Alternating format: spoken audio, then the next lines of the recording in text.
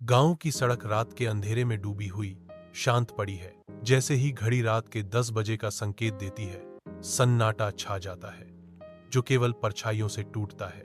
रंग की एक बौछार नीरसता को तोड़ती है। जूते सुनसान रास्ते पर गिरे हुए कन्फेटी की तरह बिखरे हुए हैं। प्रत्येक जो ही परित्याग की कहानियां फुसफुसाती है, जो अभी तक अज्ञात रहस्य का एक मौन प्रमाण है। हवा प्रत्याशा से घनी हो जाती है, एक रहस्यमय आभा दृश्य को घेर लेती है। जैसे ही सुबह होती है, जूतों की एक रहस्यमय श्रृंखला गांव के चौक को ढोंक लेती है, जिससे जागते हुए ग्रामीणों पर हैरानी का जादू छा जाता है। राहिम काका अविश्वास में डूबे हुए भौहें सिकोकर कहते हैं, कल रात यहां कुछ नहीं था, ये जूते कहां से आए? विस्मय से भरी आंखों वाले छोटे रियाज ने घोषणा की, मैंने एक बिल्ली को पीठ पर बैग के साथ देखा।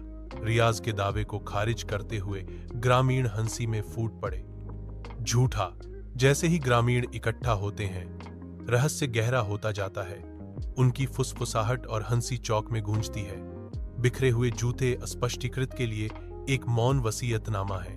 रात के आवरण में गांव की सड़क अब और भी अधिक परित्यक्त जूतों से भयावह रूप से सजी हुई है, जो अनदेखी जादू की एक मौन गवाही है। रात की शांति भंग हो जाती है जब एक सर्कस ट्रक गरजता हुआ गुजरता है। उसकी छाया बिखरे हुए जूतों को निगल जाती है। रियाज छाया में डूबा हुआ चुपके से ट्रक का पीछा कर रहा है। उसकी आंखें इसके अंदर गहराई तक झांक रही हैं, जवाबों की तलाश में। रियाज के असंभव को देखने पर उसके मुंह से एक आह निकलती है। एक बिल्ली अराजकता के बीच सावधानीपूर्वक जूते इकट्ठा कर रही है। यह नहीं हो सकता, रियाज फुसफुसाता है, जैसे ही उस पर सच्चाई उजागर होती है। बिल्ली एक जादुई परिचित सर्कस के भव्य भ्रम के लिए जूते एकत्र करती है।